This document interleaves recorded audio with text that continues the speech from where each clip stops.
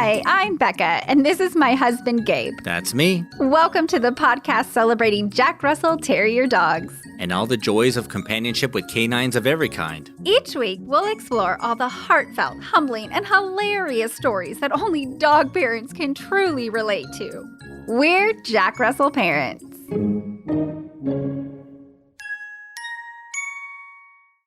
Greetings, puppy parents. Happy Groundhog Day. We have a great show for you today.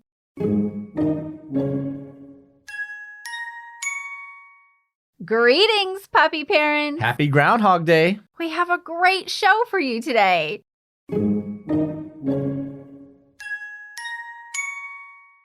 Greetings, puppy parents. Happy Groundhog Day. We have a great show for you today. See what we did there? We're hilarious. I know, right? Ha As you know, Gabe, Groundhog Day is especially important for me because my elementary school mascot was a groundhog. How could I forget? Yeah, we were the Gravenstein Groundhogs. In fact, I still am a Gravenstein Groundhog. I don't care that they changed the mascot to Griffins. I'm a Gravenstein Groundhog for life. Ride together, see shadows together. Groundhogs for life. Yes, for life. And during the next 6 weeks of winter, we hope y'all are staying warm and cozy, snuggled up with your adorable pups. And if you're thinking of getting a pup or another pup to snuggle with, we have a very important, very serious message today. Do we ever? We do. Today, we are here to give you the top 3 reasons you should never own a Jack Russell Terrier. What? How many reasons are there? Probably lots. But we're really going to tell people they shouldn't get a Jack Russell Terrier? We are. Aren't we the Jack Russell Parents, a podcast dedicated to JRTs, the awesomest of all dogs? We are, and always will be, the Jack Russell Parents. And yes, for the second time, this is the top 3 reasons why certain people shouldn't get a Jack. Okay. Just listen. You'll see why this makes sense. Okay. So here it is, puppy parents, or soon-to-be puppy parents. The top 3 reasons why a JRT might not be for you. Number 1, you like being stingy. If you're a stingy McStingy face, you shouldn't get a JRT because you'll be required to share everything. Your dinner, your bed, your favorite chair, your alone time, your playtime. Every time and everything in your life, by default, will become the sole property of a Jack Russell. I see where you're going with this. Quite cheeky. Cheektastic. Yes. Come on. Number 2, don't get a Jack Russell if you like being betrayed by your friends. Yes, if you prefer frenemies instead of friends, if you like when your loved ones run for the hills the moment you need a favor, if you want to be abandoned in your hour of need, then you must avoid welcoming a JRT into your life because JRTs will always be a fuzzy shoulder to laugh or cry on for life. Even if you're a groundhog. Yes, even if.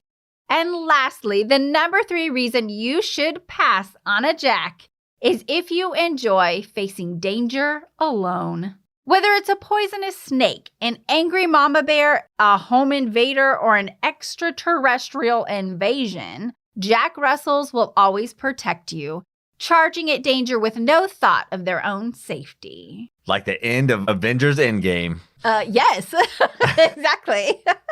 And since this is a Zoomiesode, we couldn't bring you the whole top 10 list. But if you have been as blessed as we are to have a Jack Russell in your life, you know that JRTs are the ride or diest of any and all dog breeds. To quote the modern poet and philosopher R.P. Astley, Jack Russell Terriers are never going to give you up, never going to let you down, never going to run around or desert you. Seriously? Poet and philosopher. Furthermore, JRTs are never going to make you cry, never going to say goodbye, never going to tell a lie and hurt you. Duly noted.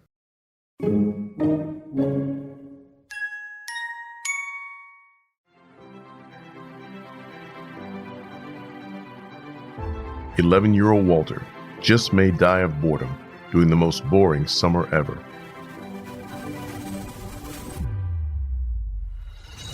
While exploring an abandoned garden, Walter discovers a mystical elf world where all dead plants spring to life at his touch. The downtrodden elves think Walter is there to save them with his new life-giving powers, to defeat the wicked Ichabod van Snothoof before he sucks everyone's joy dry with his never-ending list of rules. Walter will need to use his best power yet, his imagination. In a dying, oppressed world, one boy has the power to bring freedom and life. Walter Plume and the Dehydrated Imagination will take you and your middle grade reader on a thrilling journey while igniting the depths of your imagination. Boys the Book says, beautiful imagery leads to spectacular world building in this fantasy that will leave the young reader glued to the pages. Relatable characters add to the magic of the story with never a dull moment. Get your magical fingers on a copy of Walter Plume and the Dehydrated Imagination by Rebecca Lynn Morales, now at Amazon.com. Find out more at walterplume.com. Let Walter and his story awaken your beautiful and creative imagination.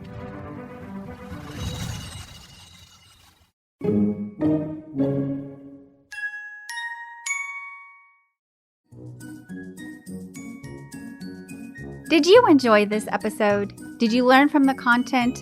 Or did you just have a good, relatable laugh? Well, now what? It's time to subscribe, follow, keep listening, and give a positive review on the Apple Podcast app. Then share the podcast with other puppy parents. This will allow us to connect you and your friends with fun, dog-loving content week after week. Until next time, this is Becca and Gabe, the Jack Russell parents. Say bye, Carson. We'd love to connect with you online at jackrussellparents.com or on Instagram, Facebook, and Twitter at JRT Podcasts. That's at JRT for Jack Russell Terrier Podcast.